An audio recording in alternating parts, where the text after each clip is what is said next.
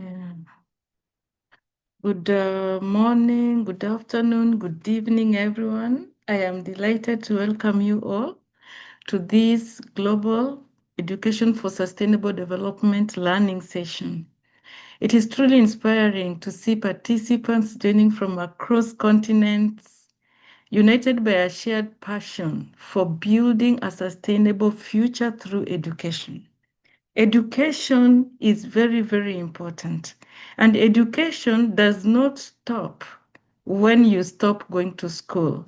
Education is like something that we have to carry on and on and on and on and on, because we get to learn new things every time, every day when we listen to another facilitator talking to us. So today I want to request Sadia to say, is it, how do you call prayer in Islam? Sadia, please unmute Dua, yourself.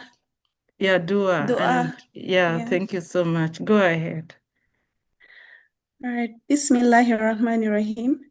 Alhamdulillahi Rabbil Alamin. Ar-Rahmanir-Rahim. Maliki Yawmiddin. Iyyaka na'budu wa iyyaka nasta'in. Ihdinas siratal mustaqim. Siratal ladzina an'amta alaihim. Ghayril maghdubi alaihim waladdallin. Amen. In the name Amen. of God. In the name of God, we ask for guidance, clarity, and productivity in this meeting. Amen.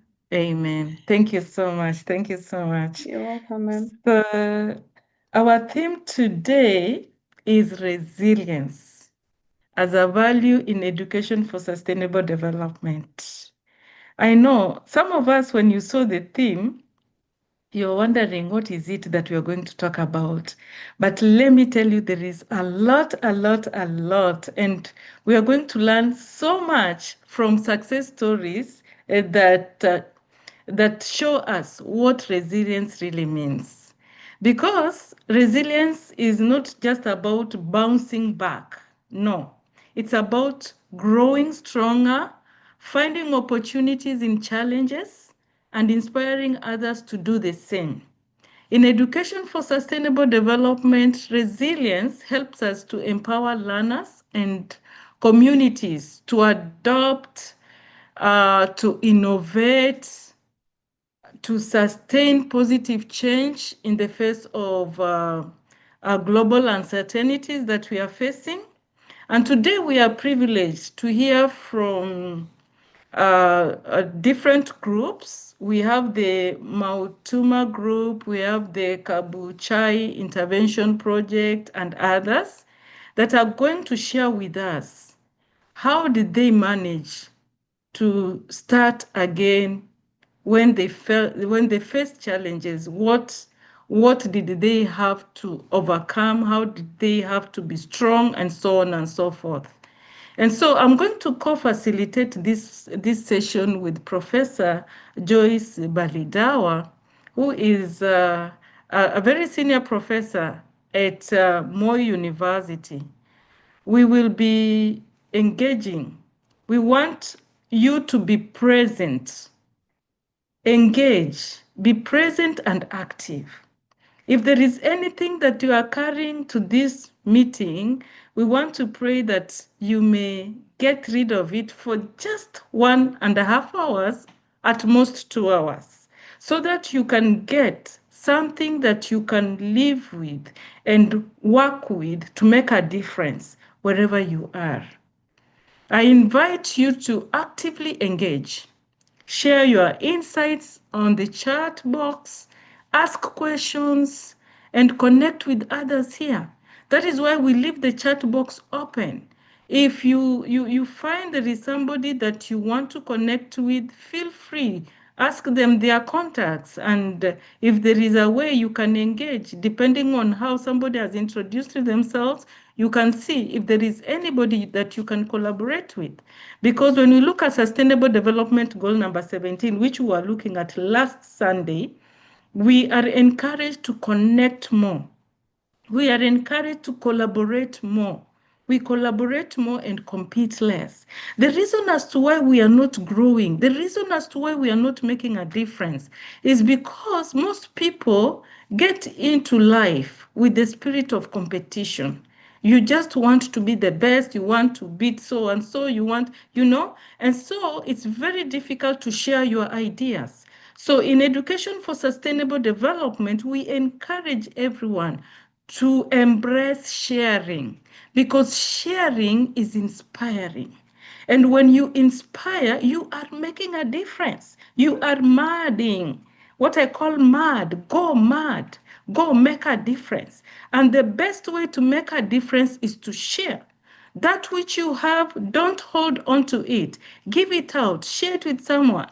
Probably the way you are using it could also help someone else to use it in a different way, also to make a difference in their communities, because we are here to ensure that everybody is thriving in life. Yeah.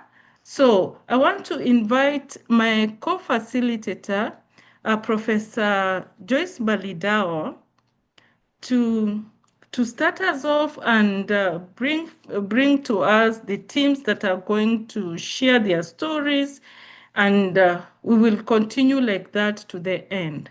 And so resilience. Be thinking about the word resilience, yeah? Because resilience is not just about surviving the storm, yeah? We are learning how to dance in the rain. How can you dance in that rain, yeah? Apart from just being there. The challenges in life, they have to be there. And when you're working on a project in Education for Sustainable Development, definitely you cannot miss a storm. Actually, yesterday in church, the speaker was talking to us, was talking about the storm, So I don't know why this is becoming like the thing for us to learn about this week. Probably there is somebody who is having a lot of challenges in life, not just in their projects in EST. We all have to learn how to become resilient, because resilience is the ability of us, of communities or even systems to adapt, to recover, and thrive when faced with challenges, especially where those challenges come from our environment, especially because of maybe economic hardships, health pandemics, or even social disruptions. So there are so many reasons as to why we face challenges or why we get challenges. And now we want to learn how can we overcome this and get to the next level of thriving. Professor Baliddawa, please pick it up from there.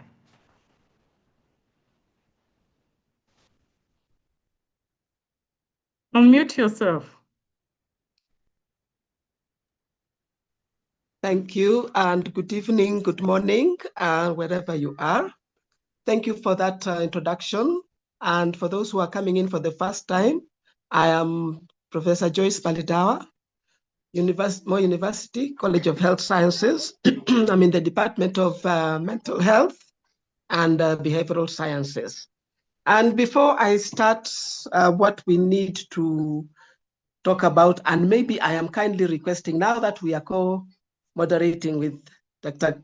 Christina, you mentioned something about the 3 C's.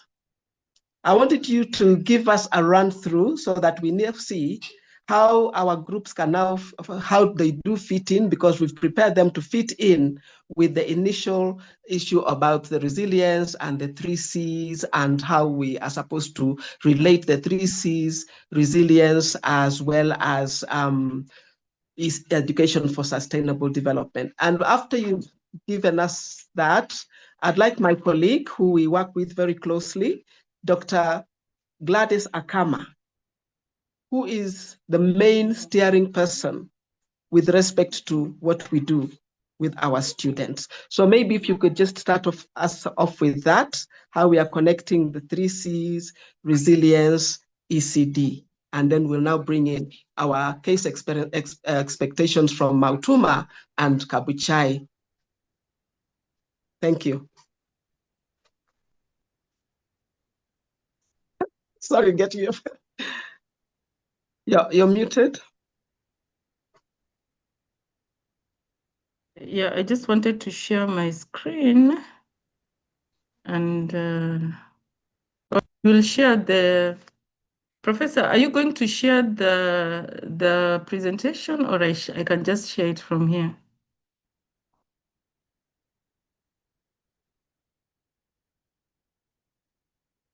Are you seeing? You Are you? can, yes, but before I make my presentation, I'm Mm. requesting that Mike, you speak something about the 3Cs, resilience and ECD. And at the same time, my colleague from Dr. Akama also says something about what the students are going to present. And I'm saying that I will actually be the last one after they have made their presentation, so that we are making the connection within the areas for today's session. Okay, good. Now Yes, I think we are talking about resilience. We are talking about the 3 Cs. That is choices, chances, and changes. And so people usually find it hard, especially when they are faced with instances where they have to make choices. Yeah? Where you have opportunities and probably you have a chance to thrive and you don't know how to make the choices. And so let me see if I can pull down my what I had prepared for this before I bring forth what Professor had prepared, and see if we can. Let me see, just in a short while. Let me stop sharing. Uh,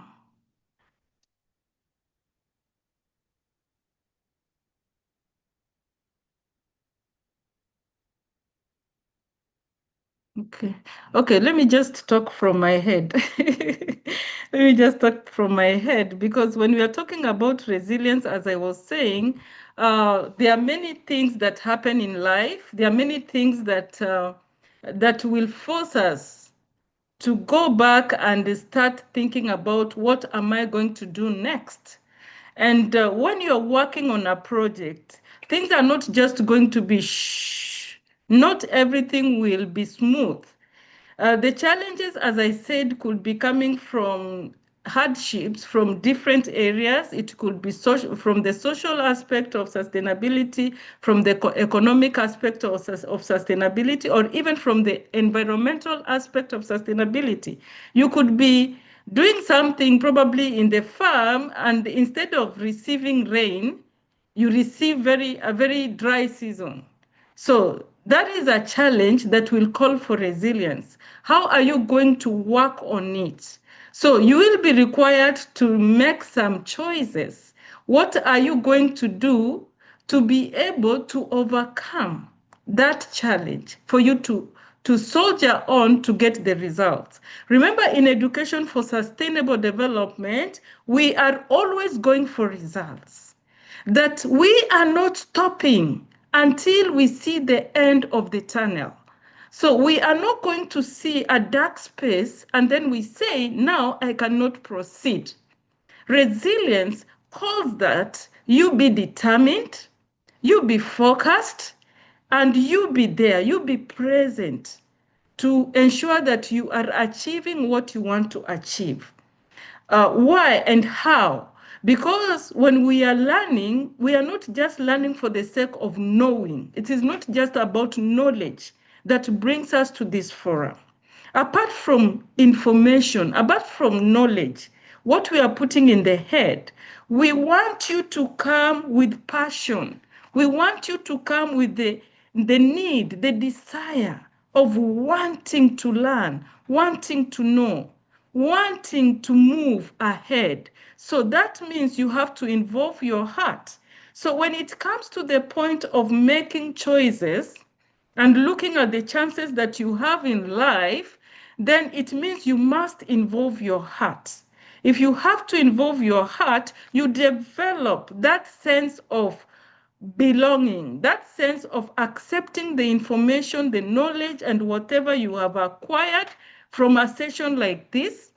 And getting down to the hands where now you will be called to put into action what you have learned and processed through your heart. Because what goes through your heart has got some connection with you, because you have put in some feelings. And so when it gets down to the hands for you to do, you will give it your best.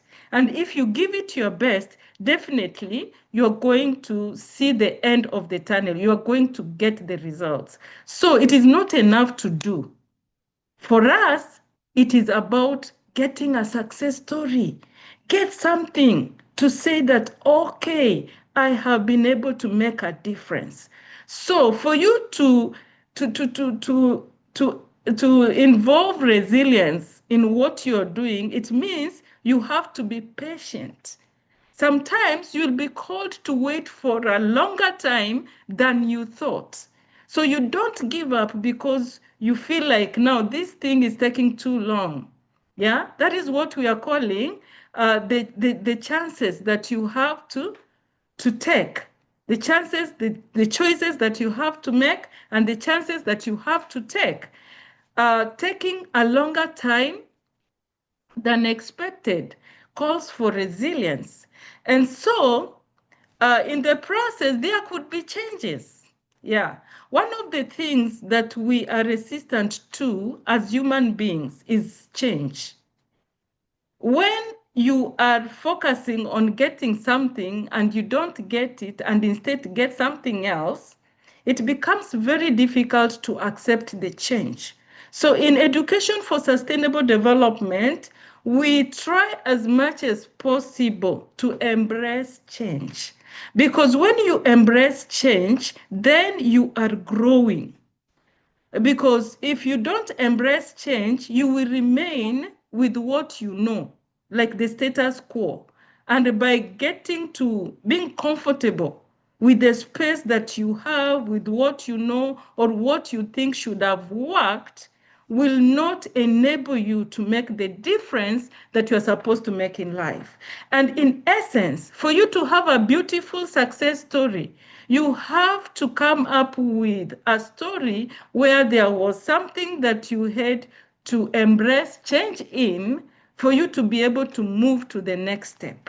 So the 3 C's in life, the 3 C's of resilience in sustainability, we have to look at them positively by developing a mindset that this thing is possible. I can do it. I can make it.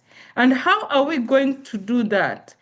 Is by involving a positive mindset.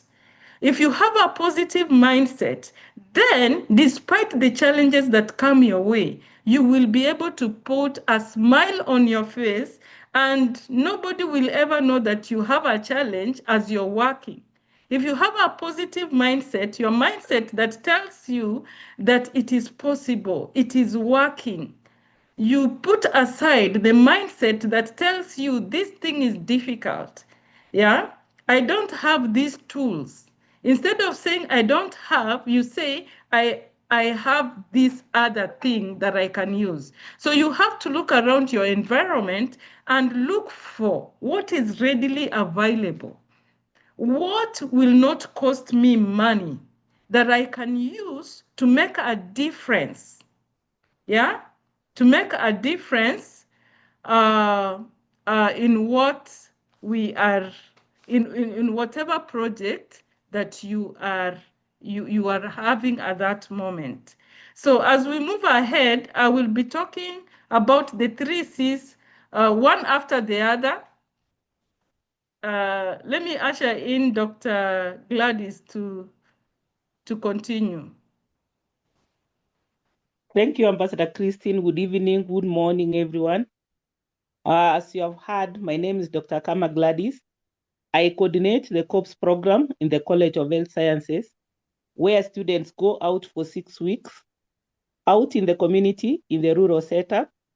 Currently, they are there in 21 stations in the western part of Kenya, 2 stations in Kakamega County, 4 stations in Busia County, 4 stations in Bungoma County, 4 stations in Uasin Gishu, and 3 stations in Elgeyo Marakwet. That is Keio South. So when the students were going out this year, we decided to do things differently. We noticed once they go out, they go to the community, they get to do community diagnosis and community entry. They get some data that they come and present as a report, but they are not doing anything in the community in form of intervention, so that you can be able to assess and see whether we are making an impact as educators. The College of Health Sciences has this program that we call COPS, and it actually makes it unique in that all the students in the program participate, regardless of the program they are doing. We have 8 programs in the college. There is medicine, there is dentistry, there is nursing, community health education, environmental health. There's also medical lab. There's medical them in one station, multidisciplinary. We don't take one cadre alone to the field. We mix them up so that they can be able to see the problems in the community holistically as a team, so they can be able to develop that skill of working together as healthcare providers or healthcare professionals without working in silos. So this year, we decided to bring in a concept of entrepreneurship, whereby we asked our students to go out, go to the communities, identify. Sorry, there's some background noise. Okay, so the students go to the community mainly to do what we call community diagnosis and community entry, where they get to understand the administrative structure of the community. They also get to understand the health center organogram. And once they're intermingling with the community, they do focus group discussions and identify pain points in the community. They identify problems that are facing that community and help the community come up with solutions for the problems they are facing. So this year, we were mainly looking at environmental issues, health issues, issues to do with sanitation, and a few stations that I went to when I was doing the overall supervision, most of the issues that were coming up were to do with water shortages. Some were to do with the kind of kitchen that they are using for cooking. For your information, these students make their own meals while they're out there. Majority live in cities. They have never seen that traditional kitchen in rural homesteads. Some were seeing it for the first time. They have to use the apparition block in the village, where they use open bathrooms that have been improvised. They go out there, shower, carry water in tin cans, something they never do where they are living in the cities. So once they get to this rural community, they adapt to all these challenges, work with the community, identify pain points, and come up with solutions. So this year, we decided we are going to ask each group to fill a linear canvas model, so that when they come back to the college, we can be able to brainstorm and come up with an innovation that is going to help that community. So today with us, we have 2 groups. We have one in Mautuma. Mautuma is in Kakamega County. They looked at the problem in that community. The main issue was with registration of SHA. The uptake was very low. And they realized it was like that because of the socioeconomic status of that community. So together with the community, they sat and looked at the problem and the possible solution. So they are going to pitch the idea to us. This is already not done. It's an idea that they have. Once they come back to college, they are going to pitch the idea. We shall have a boot camp, and we are going to award them and see whether we can be able to scale up that project and go ahead and actually implement it in the community. We also have another group in Kapchai. When they went there, they expected to find state-of-the-art bathrooms, the way they are here in the college or in their hostels where they are staying. But shock on them, they went there, they were given a house. The pitch latrines are outside, the long drop ones. There's no water. They have to fetch water from the rivers to go and shower. So when they went to the community, they discovered water was an issue, but there were some sources of water. There were dams that were not utilized. So they're trying to see how best they can work with the community and come up with water kiosks in that region that can supply the hospital and the community. So that is what we have them showcasing today. And kindly note that these are second years. They are not yet our senior students. They just went in second year, then they went to the field. So they are still young in this, and we're trying to nurture the idea of innovation and entrepreneurship in them. So we are going to have an open discussion. We can look at the idea and improve on the idea as we move along. Thank you, Joyce, for welcoming into this. And we are looking forward to a discussion that will be fruitful and will improve on the projects that the students have or the ideas. Thank you. So thank you very much, Dr. Kama. As you all realize, we have had Dr. Christine talking about the 3 C's, making choices, using chances, and making changes. And what you have been told by my colleague is that we actually try to see whether we can train them to make choices, use chances, and at the same time, make changes. So I'd like if, which of the 2 groups, Kabuchai, Mautuma? Let's have Mautuma first. Let them give us their presentation so that you can see how they're actually implementing the C's of life as given to us by Dr. Christine. Mautuma Group, are you ready? Please share your presentation. Hi, everyone. My name is Mahulu John Bryan, the leader to Mautuma Corps Group. And if it's okay with you, I would like to share what our group came up with. Is it okay if I share my screen and show you guys the slides? And Yes, I've Yes, heard you go ahead. almost. You can go ahead.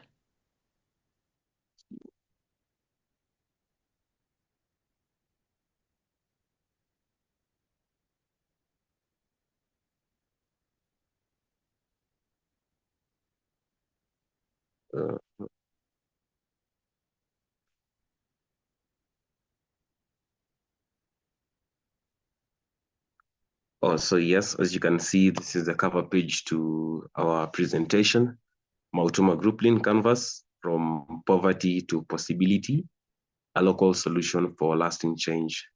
Just as our supervisors said, we came into the field and you are tasked to just look at the condition of the community, just to get a feel of how things are in the rural setting and stuff like that, and come up with practical ways, practical solutions with which we can implement to help the people there improve life.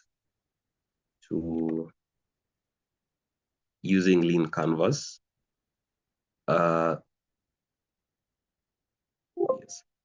Onto the problem. We settled on poverty as a problem, as Nini emphasized by able supervisor Dr. Akama. The thing that came up most when we were doing community diagnosis, listening to the people, getting to find out their problems, was that there is a really, cost is a really great barrier when it comes to accessing healthcare services, mostly. And this community depends on the Social Health Authority designed by the government. And from their angle, it's like it's not working. And also, if you look at the amount of money the Social Health Authority allocates these people is very little. For example, they get 900 per trip to the hospital. And if you look at all the tests that are supposed to be done and the medicine and everything that comes when they just take a trip to the hospital, the final bill goes past 900, and you find most of them are unable. So as it's written in the slide, after listening keenly to the villagers during community diagnosis, it was noted that cost was a great barrier to accessing healthcare services. And also after making some keen observations, we noted that the specific challenge is relative poverty, where the community members have access to basic needs. However, they have an economical disadvantage, which makes it difficult to access other opportunities such as education and proper healthcare. And we know these are really vital for life. That many of the villagers that we interviewed are unemployed, and therefore getting proper financial empowerment is a challenge in the community.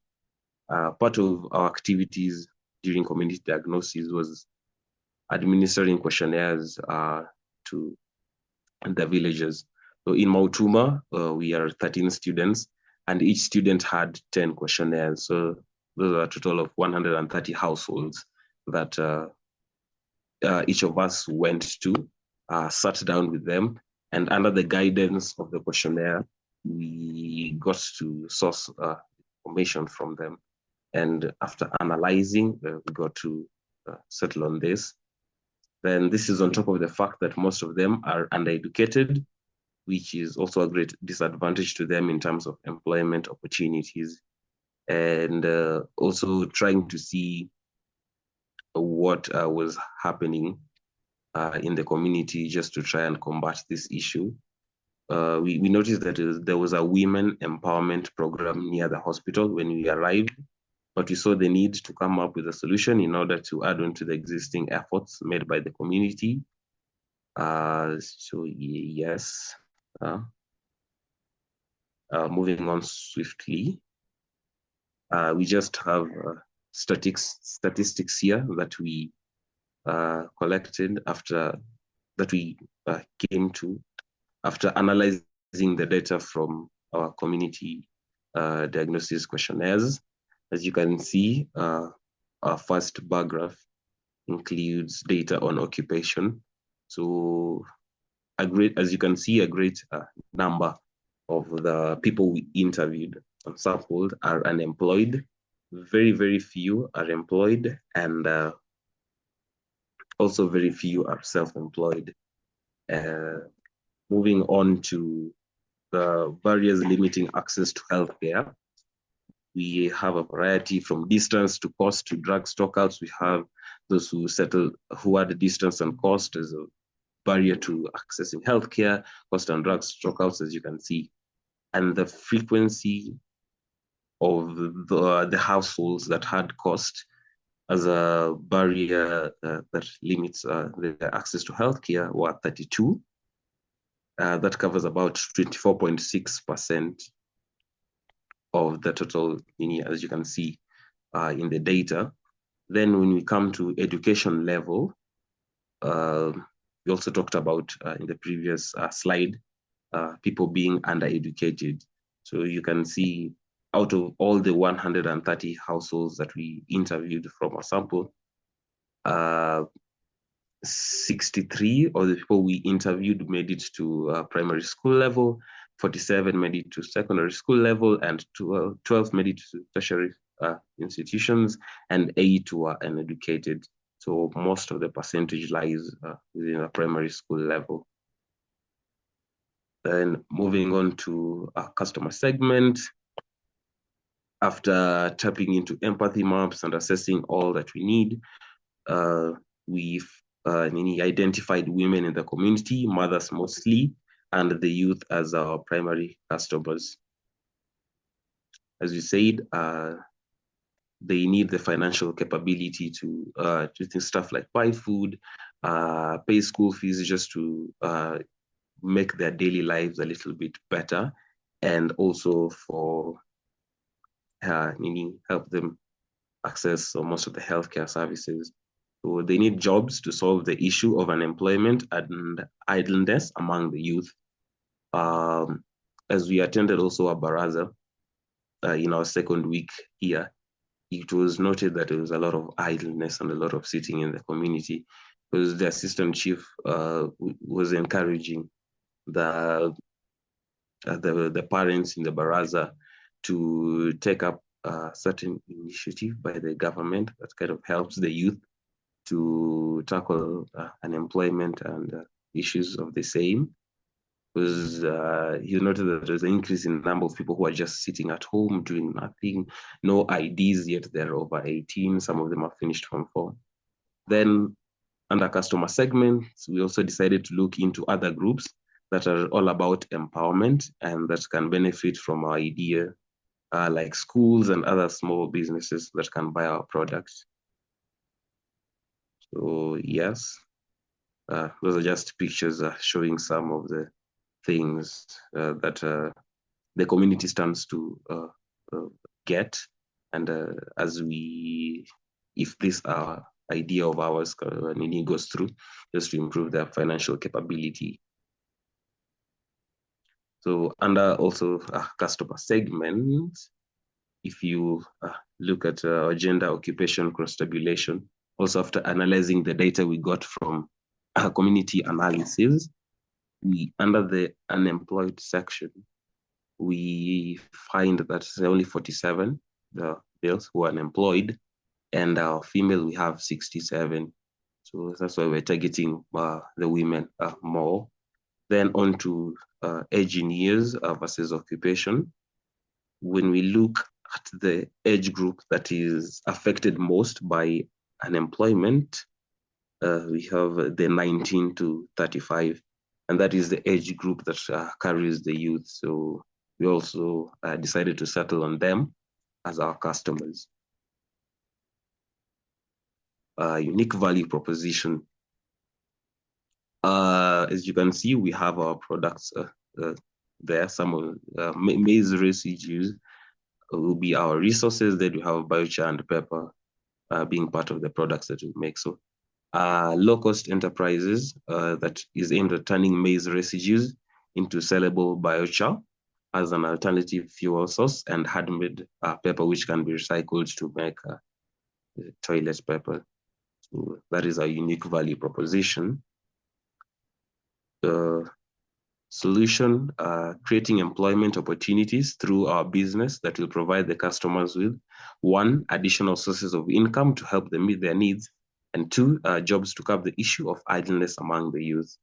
Because once they're idle, there are many things their mind can go to. That is just a simple flow diagram showing how we'll be able to use maize residues to make our products.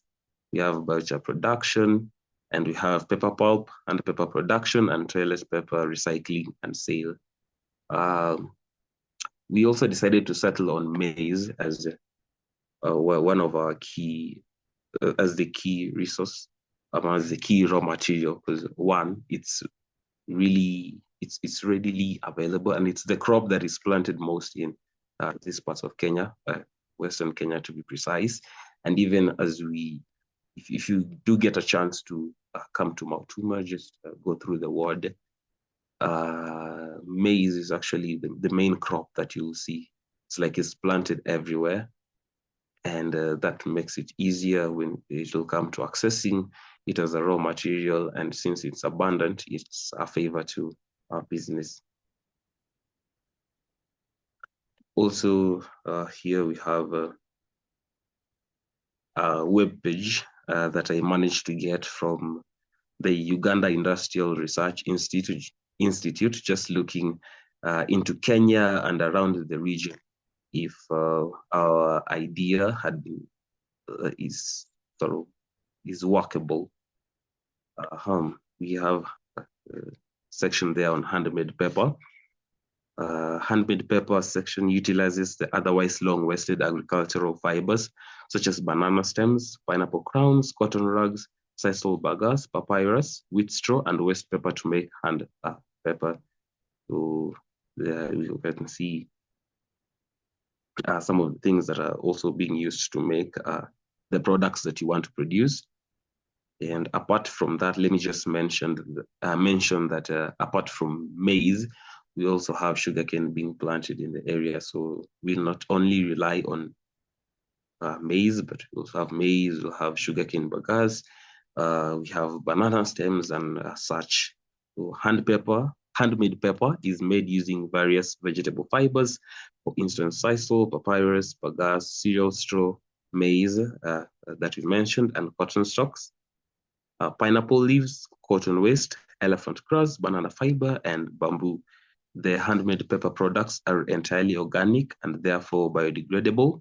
The production process is mechanical and does not involve the use of any chemicals, resulting in environmentally friendly products, an ideal replacement for environmentally damaging plastic bags and such. So we have currently a number of products are being made out of handmade paper, including, among others, craft paper, books, envelopes, cards, wallpaper, notepads, and packaging bags and folders. So there we get to see a wide variety of products that can be made from the raw materials and from the business idea that we have. Then down there we have a link to the web page just for reference.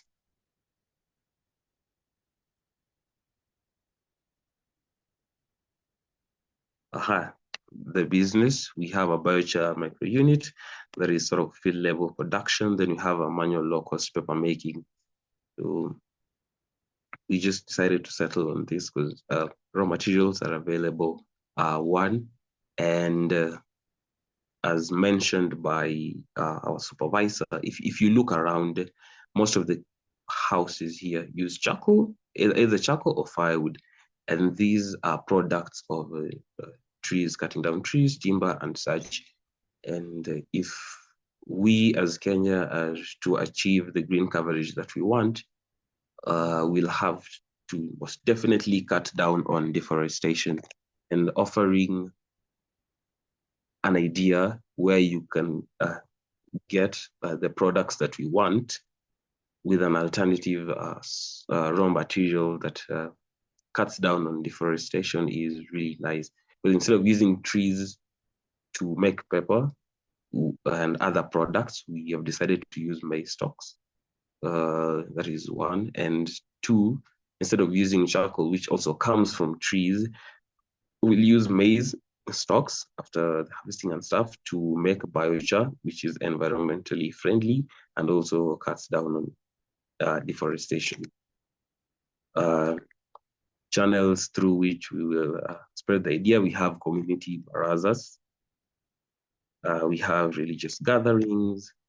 We'll also use community health workers, as they're really important when trying to connect to the community in terms of issues relating to their health and empowerment and likes of the same.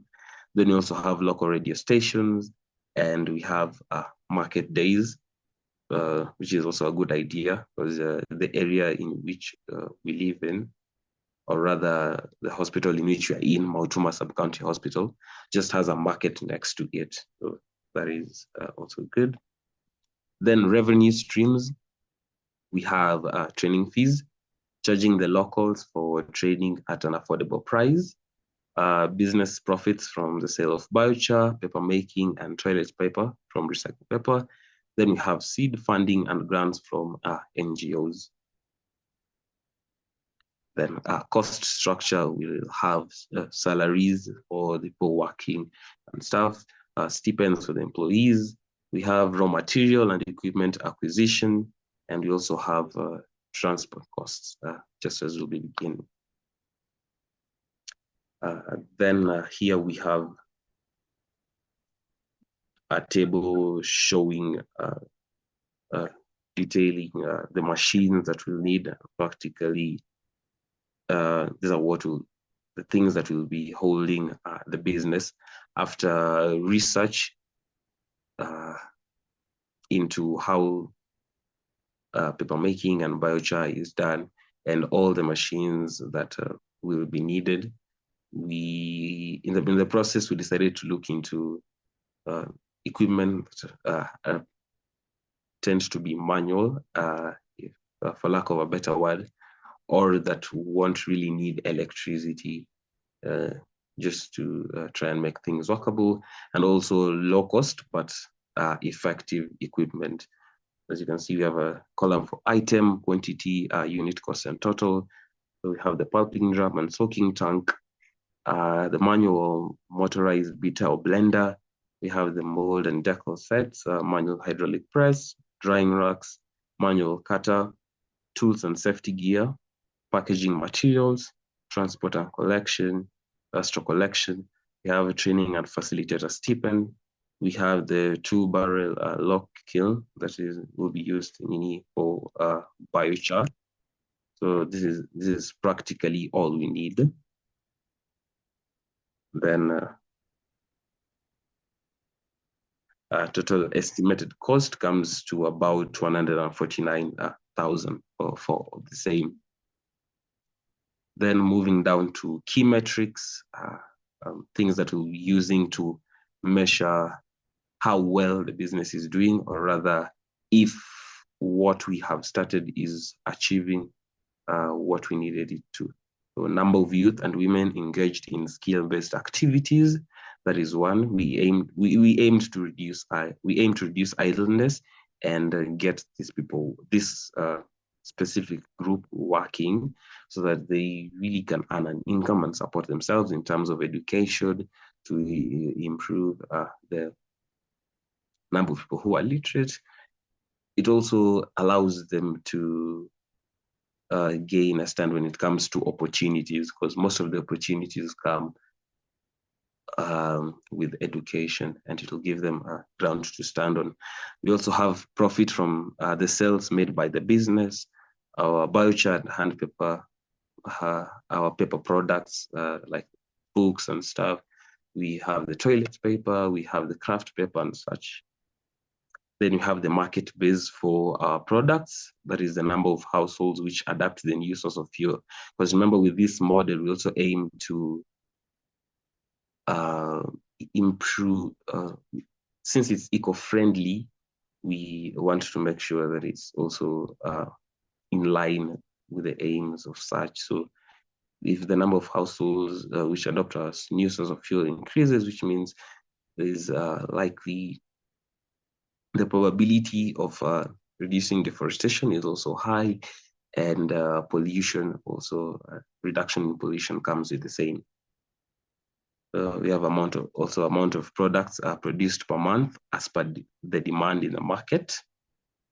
Then moving on to unfair advantage, things that give us an edge over the rest.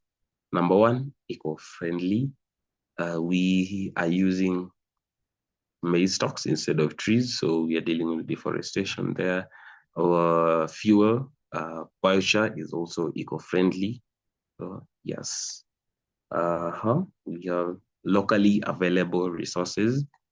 If the business will be set up in this area, and getting resources, first of all, maize stocks, which is our number one resource, and other stuff like sugarcane, but gas won't be a problem, as those two are the main crops planted in the region.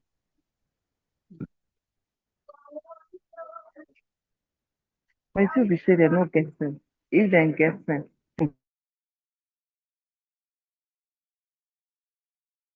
Yeah, Brian, can you continue a bit on a faster pace, because you have another group which has to present?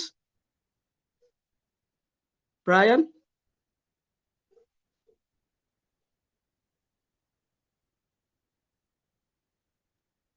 I think we have lost him, but we can see the slide.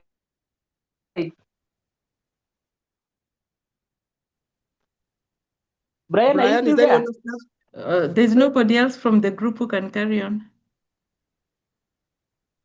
The same group. I can do that. Yeah, please, Mwenda. Go ahead and move at a faster pace, please, because we have 2 and more presentations, and we also have to have the input from those who are listening. Okay, that's fine.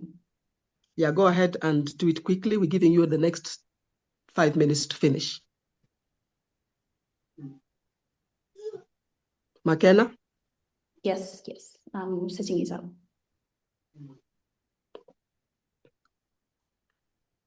Are you not in the same place, all of you?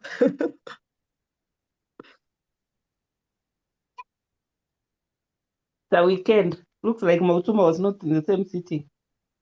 Okay. I think we've addressed the business. Move forward.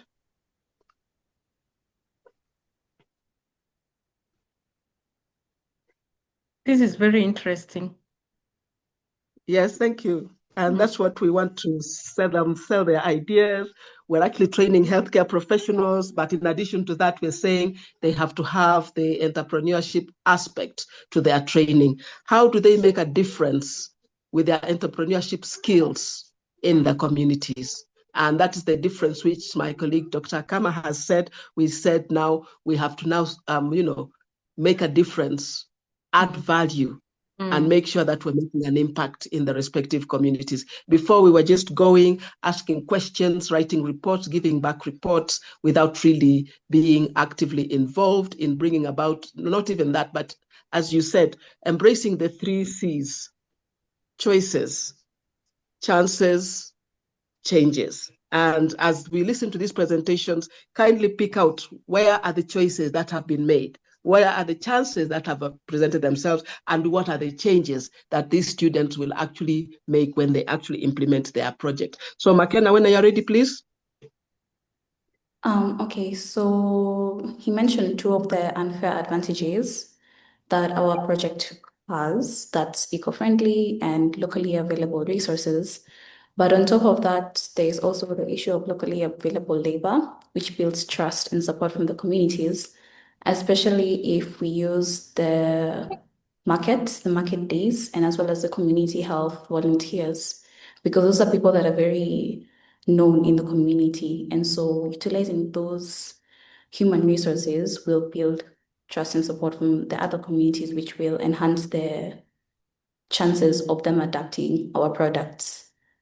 And there's also the issue of being multi-production, which diversifies the business. It would be a better idea to have different products that are being sourced from the same resource, so that we can, one, gauge how well each product does, to see what is on high demand and what is not, so that we can diversify our business, so that we're not leaning towards one product only. And so we opted to do both biochar paper and toilet paper that is being reused from the paper. Yeah, so that was our project. That is what we came up with, in order to at least bring up the community members here, because we realized that poverty was an underlying issue that affected so many other areas in their life, and dealing with that would improve their lives significantly. So yes, thank you for giving us a chance to present this. Thank you very much, Mautuma Group. We now want to say, can we get some reactions? Yes. Yeah, first people want Brian's contact. That means they've already been inspired. Yeah. They want to reach out to Brian. I think even McKenna, you can give them your contact. So Susan Luswati. Good evening. It is Susan Luswata. Oh, Luswata, sorry. Yes, and I'm from Uganda. First, I want to say this is most impressive work. It's wonderful. There is teamwork. I mean, the way when the first presenter fell off, the other one came in and just continued. So you see that people who are working together.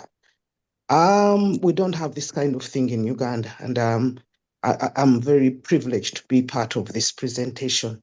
My question is one, I've noted marketing. We are going to make all these products, but you haven't talked about the market and the demand for your products. Where is the demand and where is the market? Because if you don't have anywhere to sell these products, then I don't think the project will be able to take off. Thank you. Thank you for that question. So in terms of our market, we opted to first come up with the idea and then test it out to the community members. So for example, we're giving the community feedback next week for our COPS innovation and report. There was also the idea to pitch the idea to maybe the community members or the elders in the community, so that we can sort of introduce the idea to them to test the market before actually coming up with the business.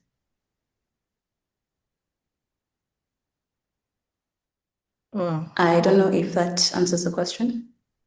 Yes, it does answer the question, because marketing had not been discussed. Thank you very much.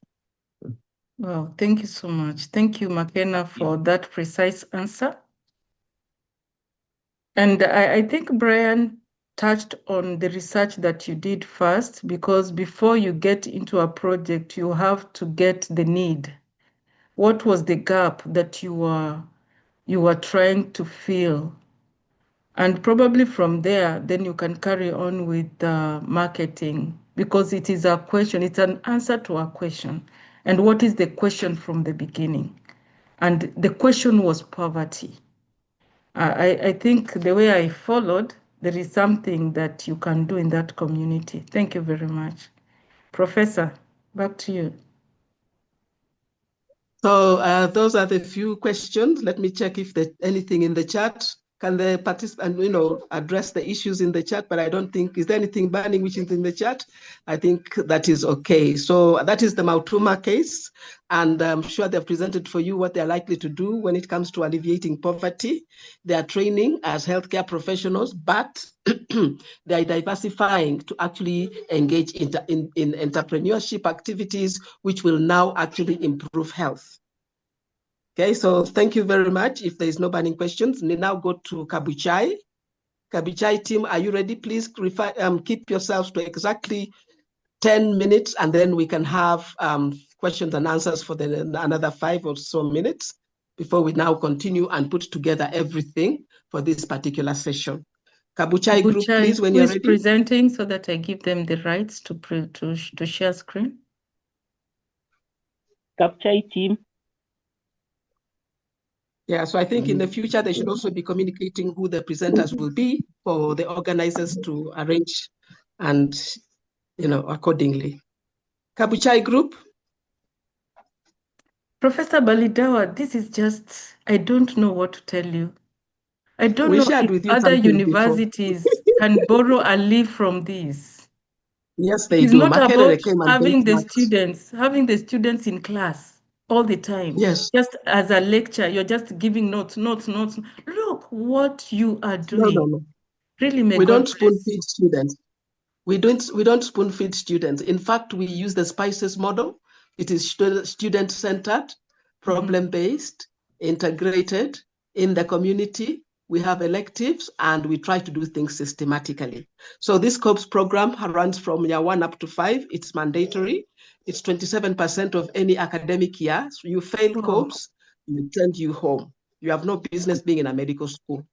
Wow. We don't even allow supplementaries because that is how the level. And when we talk about being proud of our products, ask anywhere. Any product from Moi University, CHS, College of Health Sciences, definitely. They're in a class of their own, and we're very, very proud of them. Just as you can see, these are second years making their presentations. Doctor, can I ask a question? Is Moi University only a medical university, or do you have other disciplines that do the same as what you're doing? College of Health Sciences, we have 4 schools: School of Medicine, School of Public Health, School of Nursing, and School of Dentistry. And it's only at the CHS where it took root very seriously. It was also there in tourism. And I think School of Arts is also trying to embrace the community aspect. But otherwise, the only place where it really took a serious hold was at the College of Health Sciences. And of course, it is run by a very dynamic team, of which Dr. Akama is actually the year 2 coordinator. We have 5 coordinators, and all of them play their respective roles. In year 1, they actually get to be oriented as to their scope of work. Year 2, we take them to the community for community diagnosis and community entry. Year 3, we actually train them to develop research proposals. And year 4, they implement those research proposals and make presentations. And year 5, we actually train them to be administrators and managers of level 6 facilities. The field experience in year 2 majorly focuses on level 3 facilities. So they are able to see what goes on, what should go on, and how everything should be going on. So right now we said we've been asking too many questions, but it's about time we made an impact in what we do in the community, with the community, for the community, and ensuring that they actually are left taking care of their health in one way or another. And one of the ways they have CHS through the coordinator, Dr. Akama, they have, maybe Dr. Akama can actually tell them the link now that they've made with the School of Business and so on. Dr. Akama, please, just quickly before Kabuchai comes in to give us a rundown of what they have been doing, finding out the problems in Kabuchai. Yes, I think COPS program has been in Moi for the longest time possible, for more than that years. And I think as we are already CPE compliant, as in the way we teach is CPC based. And because of that, other schools are now coming in to benchmark with CHS. And what they are trying to do in this benchmarking is to see how best can we work as a team. Moi University has 15 schools. Then how do the other schools come in? Now we want to see how best we can get School of Engineering. Like the Kapchai team is coming in, water is a problem in Kapchai. So if we bring in the School of Engineering, they can be able to drill boreholes for that community. If we bring in the School of Agriculture, it can be able to teach the farmers good practices for farming. If we bring in School of Arts, they can come in so that they can help us in the socio-behavioral change that we want in these communities. So we're trying to work in as a team. So this year, we brought in School of Business. School of Business are in the Innovation Hub. The university has an Innovation Hub. Then we said, as COP CHS, we do a lot of activities in the community, but do we have community-directed interventions? If we have these community-directed interventions, how do we commercialize co-ops so that we can be able to do business? And because of doing this business, we solve health problems that we see in the rural setup in terms of prevention, promotion, curative, rehabilitation, intervention, innovation, and impact. So this year, the School of Business came in to train our students on how to get ideas that can solve health problems. So we have started bringing in other schools slowly by slowly, and through the MasterCard Foundation, African Cooperative for Health, our students are going to pitch these ideas, and when they pitch, we are going to pick the best 5, award them, improve on them, and scale them so that we can see whether we can be able to get a grant to actually implement these projects. So that is our aim this year, and we are piloting it this year for the first time. Come next year, we are going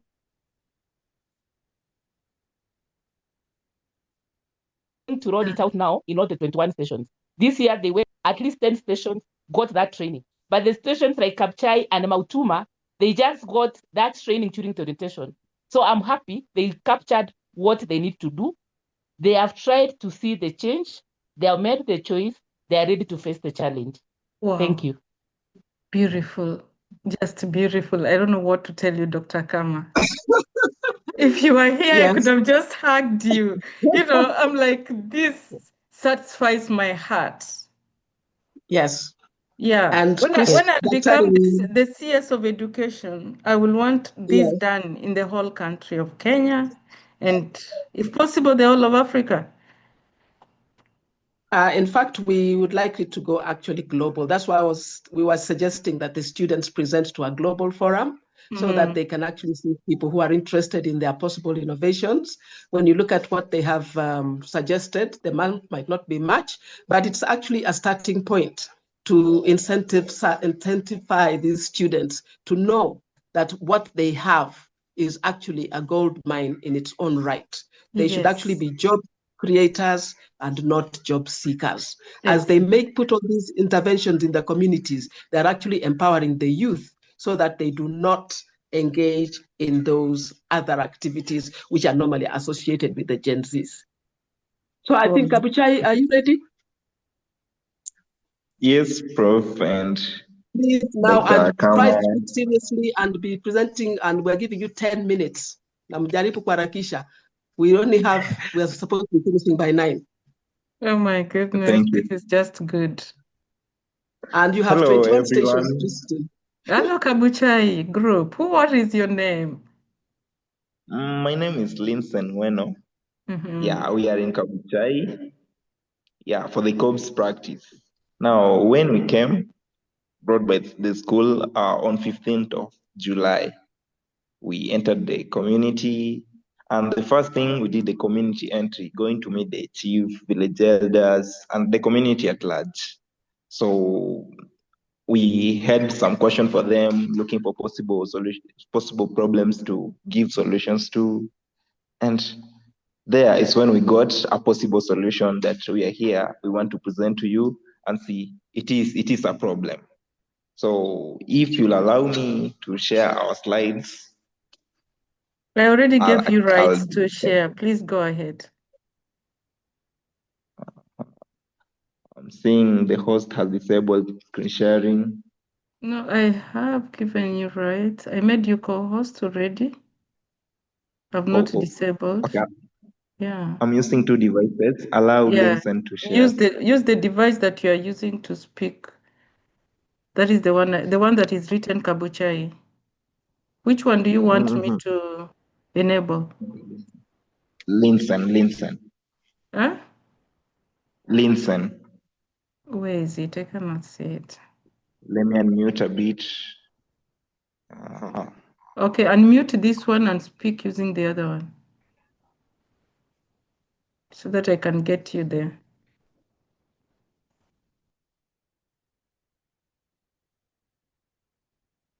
This is just amazing. Yeah.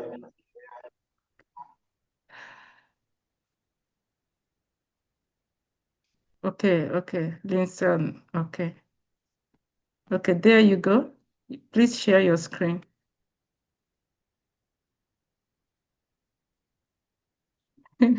Yeah, I'll continue saying this is amazing till the end of the session. Linson, Dr. go Christine, ahead. these are only just two. You still have another 19 stations. Wow. All of them doing different projects. They have a platform to share. They have a Yes, they do. platform to share, and we will be able to coach them through. Thank you. Yeah. I can see Maria Butcher. Maria, do you want to say something? Unmute yourself. Unmute yourself, my friend. Thank you. I'm just walking. It's a very interesting subject. I just wonder, is it going to be recorded? Oh, yes, it is. It is I've recorded. been a bit pushed to get on it, actually. It is recorded, yes. What time does it go on till? I wasn't sure. Oh, okay. East African time, we start every Sunday. We start at 7:30, and we take 2 hours, yes. So the sustainable solutions is very important. I'm from Water for the World, which is a CIC, community interest company. And this is what we're about around Lake Victoria currently. And it's all about sustainability. So, this is really important. Thank you. Are you from the Loani group, so that I will share there the recording, or you'll get my number so that I give you the recording? Yes, please. I'm in the YEA group, yes. Okay, YEA. Okay, fine. Yes. Good. Thank you so much. Thank you and welcome. Thank you. All right. So Kabuchai, go ahead.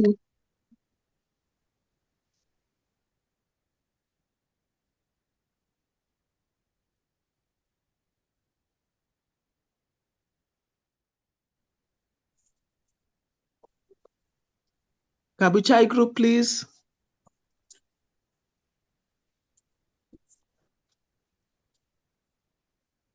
Linson, what is not happening? I've just realized.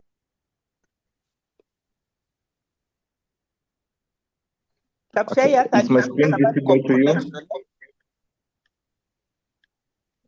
Hello, is my screen visible? Yes, very visible. Just continue. Thank you. Okay. And be confident. You have good ideas. We are here to thrive. So this is my screen, Kabuchai team, COBS 2 Moi University students. So when we came to the society, we discovered that these community members are getting water from the dam. This dam is called Moyai Dam, where it has a spring alongside it. If you look at the first picture in the background, where my cursor is, these are people coming to fetch water, living by the neighborhood of this dam. So it is a far distance. This picture one, he just fetched the water from this dam. And in picture two, this man has also fetched water from this dam and he's transporting the water to their homesteads. So this gave us a reason to see that there's need of intervention to give these people water. Okay, this is a spring alongside that river where they get water. They just come here, get the water, and leave. It's unprotected. So we saw this has to be addressed by making safe, treated, reliable community water available for the community. Yes, ourselves, how can this be done, and who will do this? So we were here, and the community, in a way, they were saying that we still have been coming, and we've been asking them questions, and they need interventions from us. What can we do? We settled on this because it's the biggest problem in the community. To continue, the community has no water for their domestic uses. As you can see, this is just a man from his job. He was building, and after the work, he came to wash his hands and clean himself in this place where they get their drinking water and daily domestic activity water for use in their homesteads. So that's the reason why we came up with this project, and we decided to place it on a lean canvas. For that lean canvas, what is it first? We said it's a one-page business plan template which helps entrepreneurs quickly deconstruct the ideas, test the assumption, and determine if their business model is viable. And for that, maybe I'll allow my team members from Kabuchai to explain about the lean canvas and the project at large. Here he is.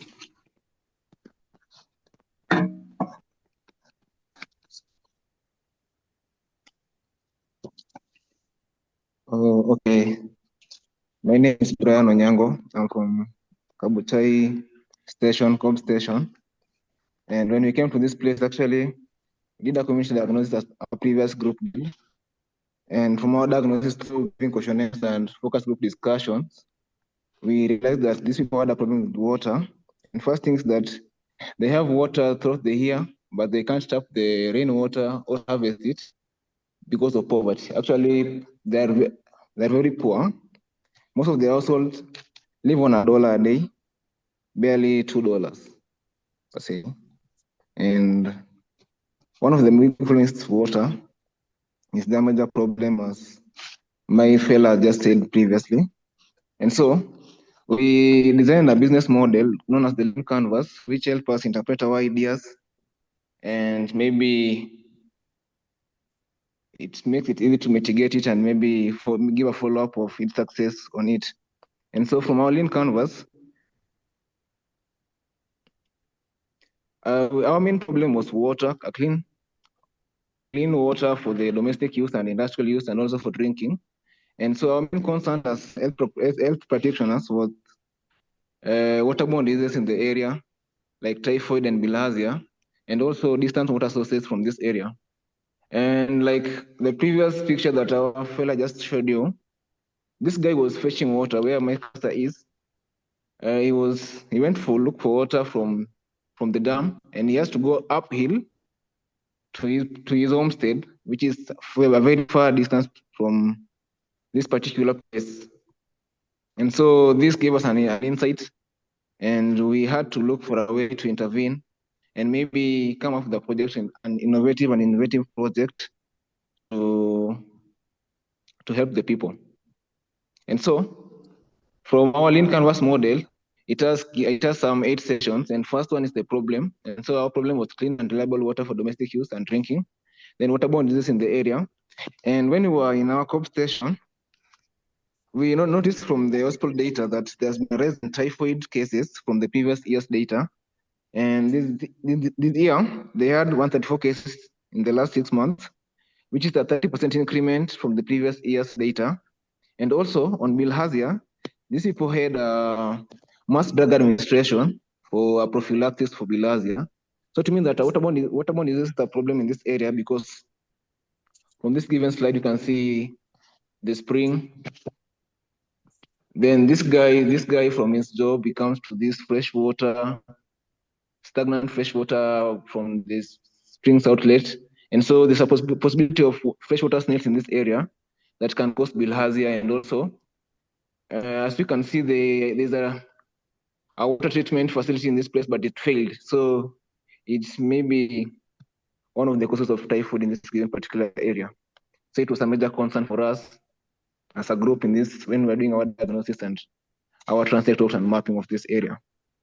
And so this was our problem. And so our main customer segment from this problem was the Kabuchai community at large, then the local schools, the health center itself, and the government institution. As our supervisor, Dr. Akama said previously, in our health center, when we came, we had no water for use, and so we had to go for rivers and to the downstream to look for water, which is far much distance. So I think one of the customer segments for our project will be the health center itself, the community at large, the local schools, and the government institutions like schools and and community offices.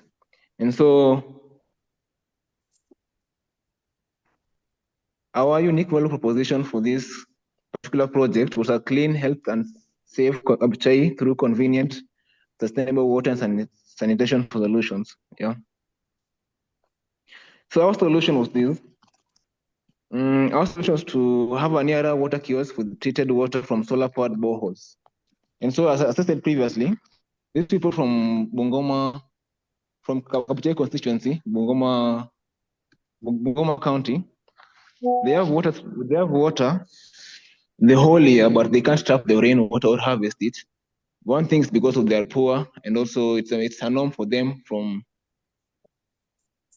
the past that they can't trap rainwater. And so they mainly depend on boreholes and wells, and maybe the dam downstream and rivers for their water for domestic and drinking. And so we thought that having a near water kiosk with treated water will be a good thing for the community. And so we thought of that intervention. And so when we were doing our diagnosis first for this particular point, we noticed that those people who had their boreholes upstream, maybe in the highland areas, they only dug around 15 feet and they had the water. Then those who lived in the lowland areas had to go up to 30 feet to have their water, which was kind of costly for them to do all that. And so we thought that even building drilling boreholes in the highland areas, then piping them to water kiosks in the lower areas of Kabuchai constituency will be a better idea to help these people get their water for domestic use and maybe industrial use, because they also do coffee farming for their industries. And so our channels to market at this our given idea or to sell out this our project was our chief barazas, which they do have chief barazas for almost twice a month. Then from local church announcements, then posters and banners, then health center itself, because they often visit the health center and they do have health talks maybe on Fridays and Mondays, and which can be a good platform from there for us to present our given idea. Then from the village elders and Nyumba Kumi heads, then from community health promoters and community health extension workers, who can also help them, can convince them that this is a good project and which can be of help to them. So our revenue structure, so I think I'll come to this later. Let me first look for our cost structure. So the cost structure for our project was equipment and installations, then maintenance and marketing. As I said previously, for equipment and installations, the main equipment will be the drilling equipment. Then we also had the construction of the water kiosk in these given areas and the piping and the pipes and water treatment chemicals. Then for the maintenance cost and marketing of our projects, maybe through banners and all those platforms and even through local radio stations, if possible. And so I'm afraid that we didn't have enough time to dig into our research to get the exact cost for this our given project, but maybe next time we'll do that. Sorry for that. We didn't do that. No. So for the metrics, you don't have to be sorry. What you've already presented is very inspiring. Thank you. Yeah. So the key metrics for this given projects. Oh, sorry. Let me first check for revenue structure. And so for this structure, for how will we get our profit from this given project, or how will we get funds from it? And so the first one was through monthly subscriptions, then sale of bottled water and branded water, then government contract to supply water to the institutions. So around this area, we have schools. We have from primary schools to tertiary education levels, but they also have this problem with water. So they have to order for water from the dam from the dam downstream. And so I think for our revenue structure, maybe if we can get government contracts to supply them water, it can be a very good source of our money. Then monthly subscriptions. We thought that if the community members will subscribe to this our water, maybe on monthly subscriptions or even on daily, maybe pay-per-use water can be a very good source of finance. Then sale of bottled water and branded water.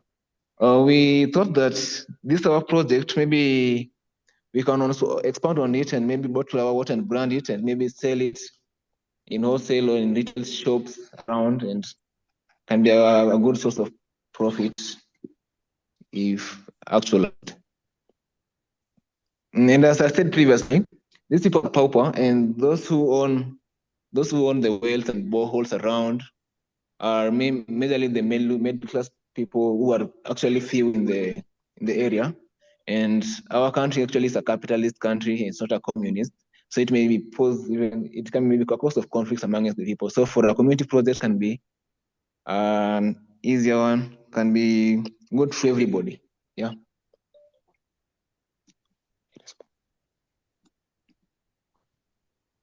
Yeah, so that was on our revenue structure. So the next part of our lean canvas was on,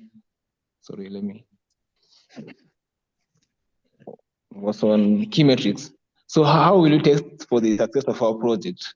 How will you know that our project will succeed or has succeeded in the community? Maybe for the first one, I think we'll check on the increase in number of households with access to clean water. So from our data that we collected during our diagnosis, we noticed that up to 40% of the people, in this Kabuchai, in Musema village in Kabuchai, has access to clean water, and that is from the spring down in the dam. And it's not that clean because it's not treated. So it may pose a problem, maybe a next condition like typhoid to them. Then also we noticed that most of them uses boreholes that are drilled and not that deep, that can be a source of clean water because it has a lot of deposit in it. So if there's an increase in number of households with access to clean water, then we can a good test for us for the success of our given project. Then the second would be a reduction in waterborne diseases. As I said previously, there's been an increase in typhoid and bilharzia, and they had to have mass drug administration to curb this increase in waterborne diseases. So if there will be a reduction in this particular problem, then it will be a proof that our project is working in the community. Thank you. Then we'll have community engagement and reviews. I think it will be a community project. We'll involve them, and if the engagement is kind of positive, then their reviews maybe from what they say in their talks, their small talks, and all those things. If it's a positive thing that we say about the project, then it can be a good test that our projects have succeeded or is of good help to them. Then the third one the last point that we used to check for the success of our project will be an increase in subsequent subscription rates of this given project. As I said before, that our structure will be monthly subscriptions from the community members. So if in case there will be a subsequent subscription from those who subscribed earlier, then it means that our project maybe is welcomed by the community and it's good to them. Yeah. And so the unfair advantage that we have, to other people who may have the same ideas as ours is the first one we have community involvement. So in establishing this project, we involve the community in it, and maybe name it after the community, maybe for inclusivity. Yeah, we involve them in maybe establishing it, and maybe in the casual labors and maybe in employment opportunities, we also get such opportunities in the project. Then the second one, we partnership with the local NGOs and cultural center, which is started by the people. And I think if we partner with them, they'll welcome this given idea. Then the fourth one is the low maintenance and purification technology. So as I said earlier, this project should be eco-friendly because we utilize the solar power engines to pump our water from the ground, from the boreholes, and maybe channel them through pipes. So I think it will have low maintenance cost compared to diesel engines or maybe petroleum engines or maybe electricity powered engines. Then the fourth one is employment opportunities to the locals. So like I said, in the community involvement, we will employ these people maybe for the casuals in construction and also in brandings, in maybe sorting of the bottles with our branded waters, and also for that's casual labor, and maybe employ them in offices like in mobile apps, in subscriptions, and more, also involve technology in it. So the existing alternatives in this given project, in this given particular area, we have Kisiwa River, which is not that good, it's kind of polluted. We have Moyai Dam and Spring, and as our previous picture showed, they ain't that conducive for the people, and also they're very far. Actually, when we put a radius of 1 kilometer apart from the dam, most of the people in the area, nearly 70% do not have access to this given spring water from this given dam. Then the next alternative was rainwater harvesting, which is not utilized because these people are paupers, they're very poor. They can't buy gutters and storage tanks to tap this rainwater.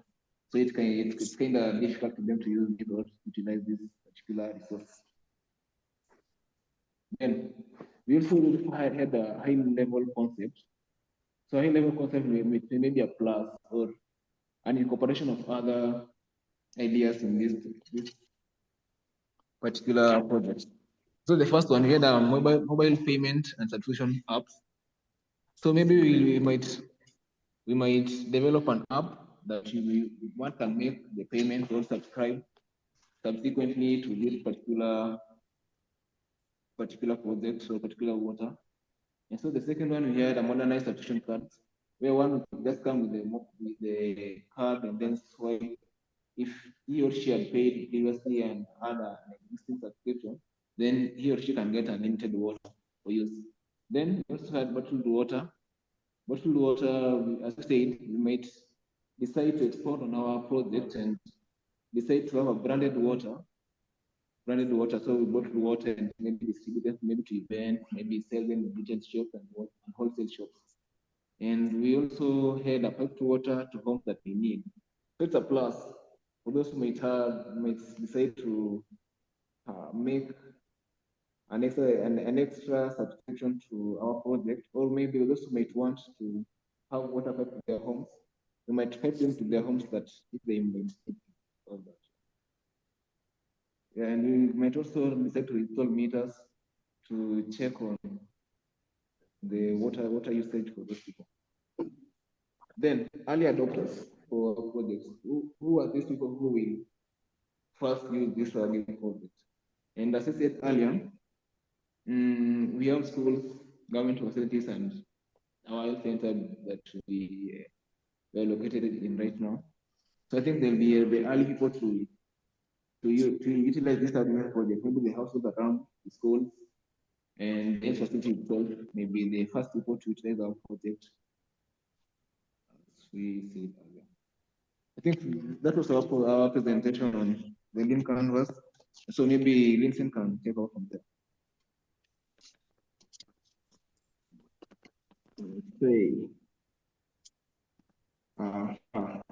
That was Brian who have just taken us through Lean Canvas, and that's the project that we are anticipating to have to bring change to Kabuchai community. Yeah, maybe we can look for any comments from the talk and anything to say. Wow. Congratulations. Family, what do you have to say to this Kabuchai group? Which sustainable development goal are you tackling? Goal number what?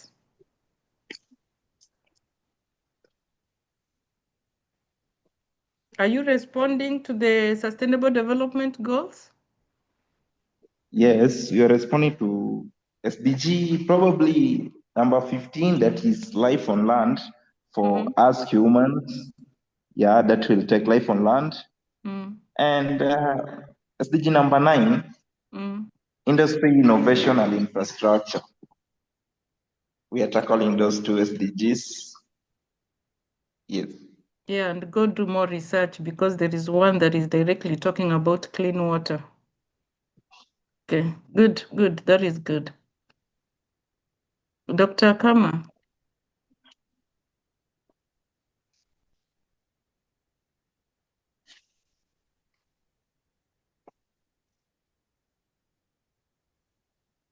Professor Baliddawa, your team is good. Thank you. I think what they need to do, they need to know how to pitch the ideas. They're reading word for word and the flow is not coming out clearly. I think we'll take them through that, how to pitch the ideas and how to present and do the ask. The budgeting, they really need to know how they budget for this activity so that when they're going back to the community to give them feedback, questions are going to arise. How much will it cost? What will come from the community? What will come from the students? What will come from faculty? So that needs to be very clear in their mind. So then, the thing is, Dr. Kama, the thing is what this group needs to know is the fact that they're not just doing it for purposes of passing an exam. They are making a difference in the community. Yes. And they have to go there with passion. Yes. They have to enjoy what they are doing. Yes. So that even during the presentation, we want to see that passion. You know, when you bring it out, then you are moving with the crowd.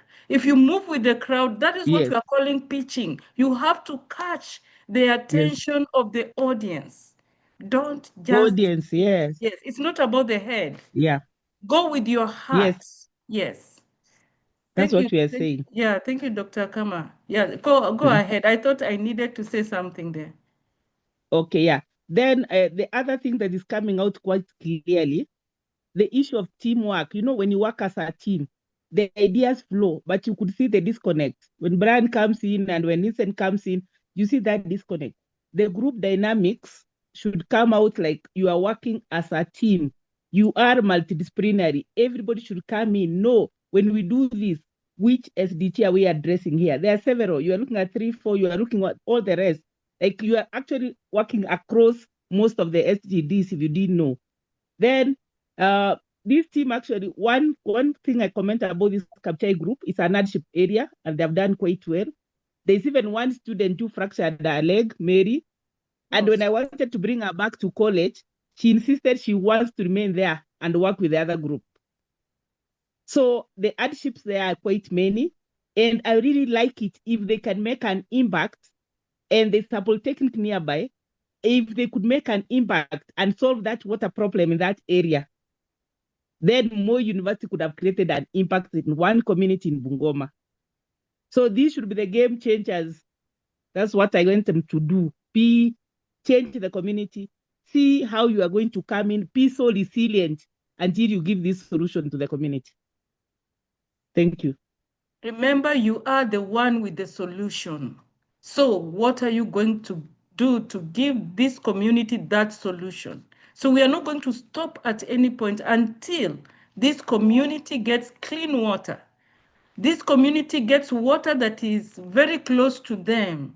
This community stops suffering. That is what we are talking about. So you have to go deeper and see what else you can do. Resilience is a virtue that you have to embrace as a group. And ask as many questions as possible. Ask for advice from your professors. Don't do it alone. You have to involve your faculty at all times. And that way you'll move and make really, really a big difference in that community. I know Madam Janet is from Bungoma, and she's like, I hope this is coming to my home. Yes, Daktari. In fact, I'm very excited. Yes, apart from what has been raised, I would also want to add one or two and observe that Bungoma County has very many learning institutions, higher learning institutions. And therefore, my question is, where is their place? Have we considered bringing them on board? Because these higher learning institutions also deal with water. So how can we bring them on board as a very crucial resource? We have Kibabi University, we have Kibabi diploma teachers, we have the Kisiwa, the Sangalo. There are so many, I can't name all of them. So if we can also think about these other institutions that are very many, I'm sure they will help. Then don't forget that Bungoma is also neighboring Uganda. We are on the border. Isn't it also easy for us even to bring on board our neighbors who also benefit from these waters that we have? Yes. So we can also think about that. Then I'm also thinking in terms of budgeting. I think Daktari talked about that budgeting. Someone will ask, what is your source of funding? As you talk about, this is what you will require. But are you also thinking about your source of funding? So when I was thinking about these institutions, for me, that could be one of the source of funding, apart from the other identified institutions or stakeholders. And Bungoma also has very many national leaders, for your information. Very many. These are people who can come on board or should be brought on board because they also want their names to be heard. Why So don't we tap Janet, on do that? you want to run with these students and make a difference in Bungoma? I want them to hold your hand now you walk with them. He should. I will not mind. I will not mind because I'll also be a beneficiary of the same. Yes. And this is the difference that Education for Sustainable Development is making, getting you the right people to work with you. So the Kabuchai team, you have Janet Vijedi. Janet Vijedi is an educator, an officer. I still regard you as an officer at the Teacher Service Commission. I know you told me you have exited, but you still belong there. Yes, you still belong there, yeah. Your last steps were at the Teacher Service Commission. Thank you. Yes. Yeah, thank you. So get in touch with Janet through the chat. Let her give you her contact and please work with her. That project is going to succeed in Bungoma and you're coming back with a better success story. Professor Baliddawa, I don't know what you're going to do after this because we have to carry your presentation forward to next week. Yeah, that is okay. I'm happy for the feedback you're giving to the students. This has been a child of the COPS committee, and it's about time people saw what positive aspects can come out from Moi University. We are a university with a difference. We do things with a difference. Only that what has been depicted in the media is not positive as of now, but we feel that if we continue the way we are going, definitely we will make that impact of being the university with a difference. Set up in 1984 for that purpose. Now, So because mine, of that, Joyce, I'm going to start inviting people from the media to join this webinar. That would be great. In fact, that's what we want. So that we want change that the visibility. Yes, the visibility of what we are doing, which is going unnoticed. People are just focusing on the negatives, and we feel that that is being, doing very serious injustice to the institution, and also showcasing what the institution is capable of doing. People are running away from the institution saying, we're not going to bring our students. We're saying, no, you're going to bring them, because when they come there, the experience that they have actually places them in a category of their own. So these are second years, as you can see. I'm a beneficiary of Moi University. My daughter graduated recently from there. So I know that Moi University is a force to reckon with. Wow. Oh, yes, it is. Which school? Yes. The Nairobi campus. Nairobi campus. Oh, School of Education.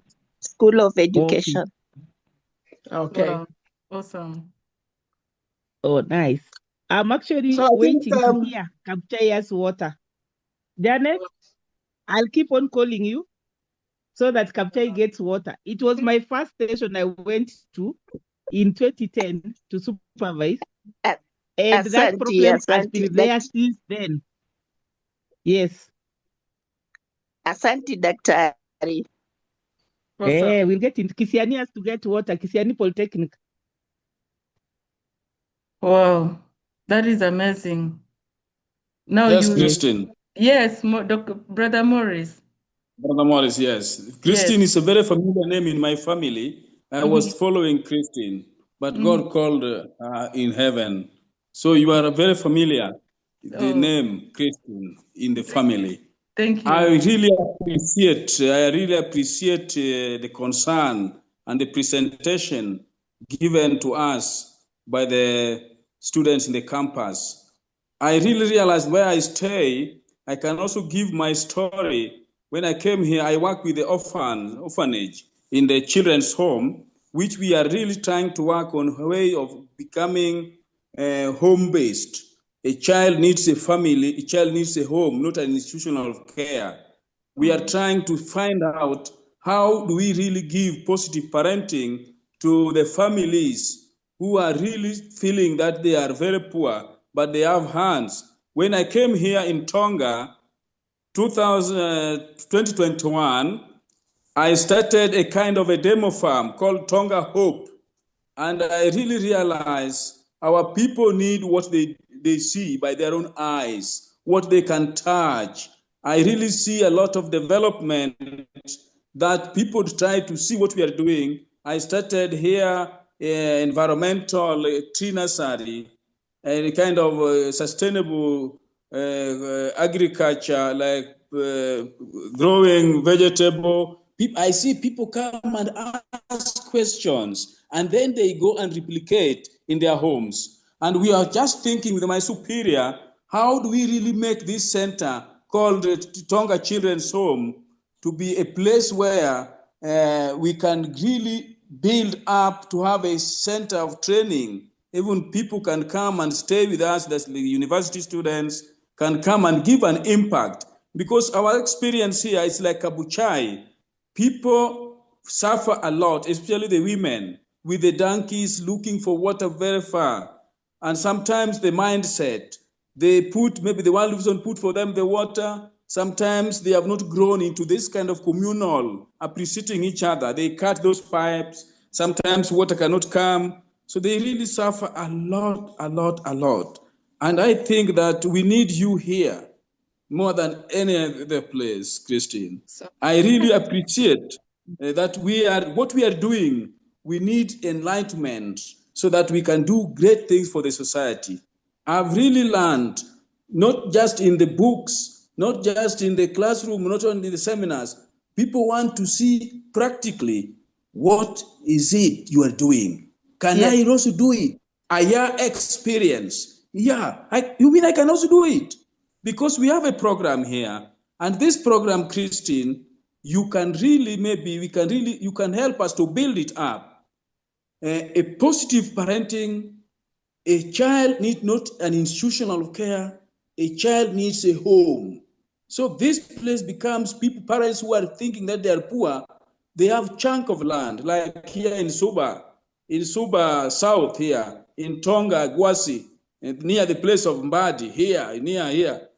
There is a big chunk of land, but it was just lying down because there is no economic activity so much. It's only farming, but they only farm once in a year because of the rain. But if things can be put into a system, women can be trained here. We are starting with beekeeping so that people can see and then they replicate in their home. Wow, Positive parenting. Thank you so much. Brother Morris, please be in touch. Let's talk about this because we want to carry this forward. I will ask Professor Baliddawa to see if they can have students in Suba doing a project there also. So we are going to talk about this after this. I can see Maria's hand is up. Maria, you can unmute yourself. Yeah, your mobile number, your mobile maybe later. Thank you. I will share my contact. Thank you. Yeah. Thank you so much. This has been a very moving presentation and listening to it. And it's all the things that we've been doing in Kenya since January. We set up Water for the World in December. And to date, we have impacted the lives of 20,000 people since January. And so I come really humbly to you thinking that maybe we can share something of what we've done also. And my community leader, Walter, is obviously not here at the moment, but I will talk to him and ask him if maybe he can share some of what we've done. One of the things is that we have boats on Lake Victoria, and I didn't catch the beginning of the meeting, but are you mainly from Uganda, or have I got that right? Or where are you from? Or you're all over? Which countries are represented here today? We have so many. This is a global meeting, and if we start looking at the countries, there are so many. We start from Nigeria to it's actually the whole world. We have Egypt. Khaled Hamed from Egypt. Just say hi. Hi. Hello, everybody. And what a privilege to be here in this meeting. And, you know, was just really to share what we've been up to, and maybe there are things that we can share with you. Awesome. I'll give you an opportunity, Maria, I'll give you an opportunity one Sunday so that you come with your team, you share for 2 hours. Because we don't want to limit you. We want to learn. We want to be inspired. We want to get to know this is why I joined the call, even though I was out for a walk, because I'd been on the computer so long, I needed to get out. Yes. And this is what we are preaching in YEA, and we are good to go. That's right. Yeah, thank you. And that thing about passion, I think I've shown my passion because I was actually following it when I was walking. Yeah. And I live and dream and think about water every single day, and how can we do more? Yeah. And gradually people are coming on board and seeing what we're up to. And I'm sure it's the same with all of your projects too. Yeah, thank you. And where we can share, you know, I will ask Walter, definitely. We'll make a date and we'll do that. Awesome. So everybody, my phone number, I wrote it on the chat, but for purposes of recording, it is +1. +1 can be America or Canada. It is +1 647 891 4784. +1 647 891 4784. WhatsApp, you can use my Kenyan line +254. +254 724 717158. So that is my contact. And our time is almost Could you repeat? Could you repeat that? Sorry, I didn't catch that. Plus 254.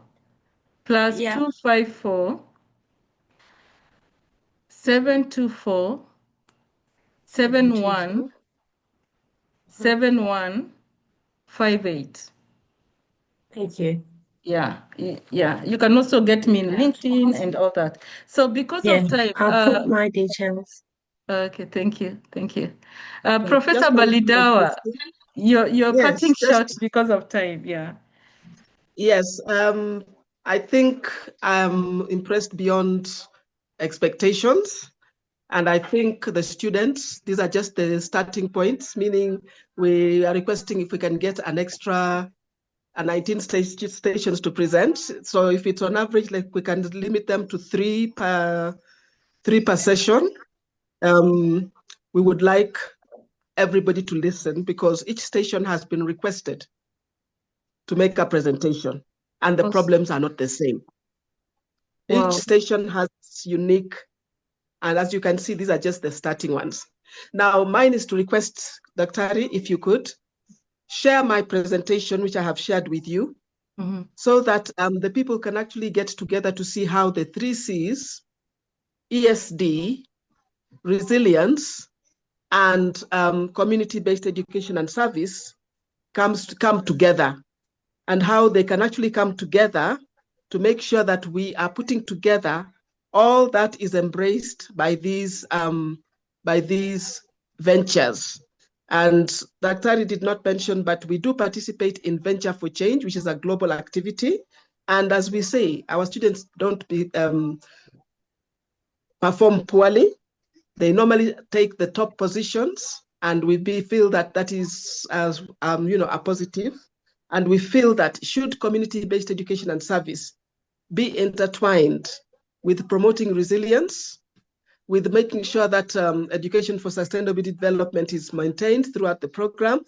And we are now saying that we are making sure that as we train anybody, we train them to ensure that they're making choices, taking chances, and even making the changes.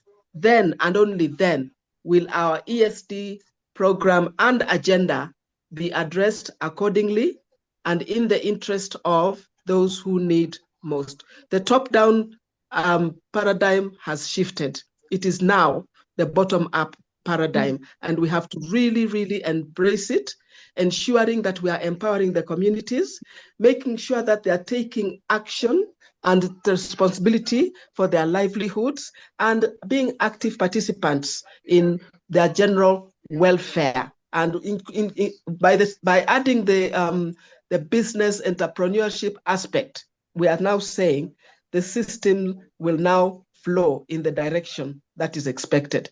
The communities have all the resources that we need to be economically viable, to be able to address our own health needs according to our respective areas, and at the same time to be making an impact from an economic perspective. So we address the social, the environment, as well as the economic parameters, which are the mainstay of education for sustainable development. So I believe we follow through this.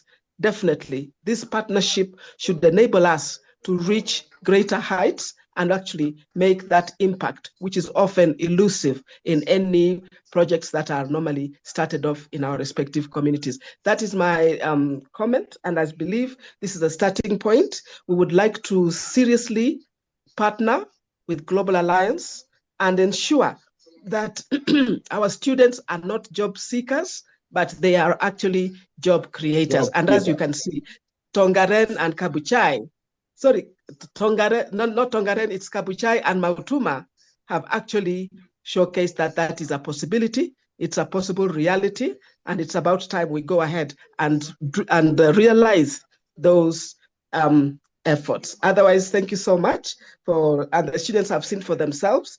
They will get back and report to their colleagues the level of seriousness, the connectivities that they've already made. I know they've already connected with Maria, and that is Water for the World, and also the lady from Bungoma, Of course, Daktari is based at the stations where we go in the Bungoma County. In other words, basically, we are supposed to be taking care of the 47 counties, the region on the African continent, as well as the global. So I think a journey of 1,000 miles starts with a single step, and I think we are in the right direction. Thank you very much, and I greatly appreciate the enthusiasm, the reception that you've given our students, and we say that is the starting point. Wow. Thank you. Thank you so much. Thank you so much. I don't know what else to say. Let me just call our director just to give one word, then we pray. I don't like going beyond time. And then Professor Baliddawa, you will finish your presentation next Sunday, and then the next presenter will follow. Please. No, I requested that you share it with everybody who was here, so that they continue making the comments as the students make their presentations. Okay, so please, Yeah, please, what I'm going to do, if you're not on the WhatsApp wall of Global Alliance for Sustainability in Education or Education for Sustainable Development, I'm on all of them.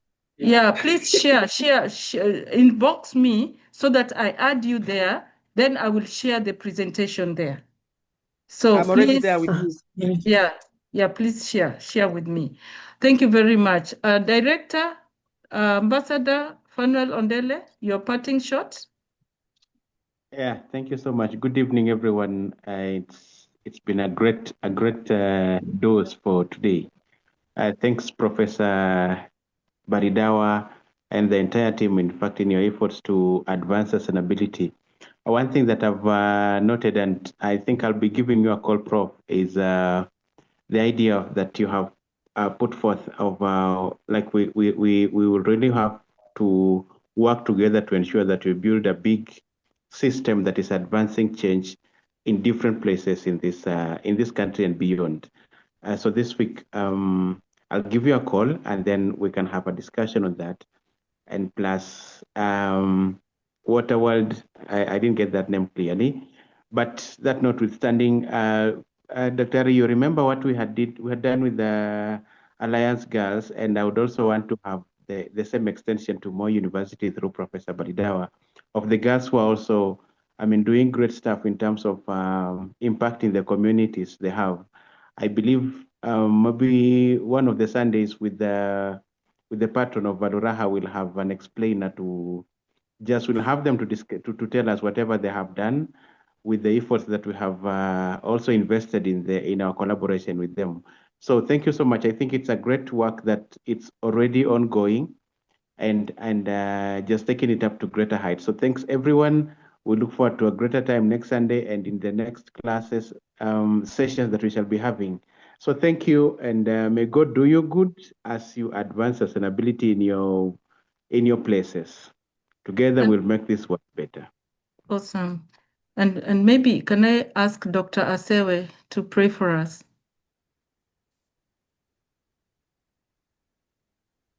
Dr. Asewe, please unmute yourself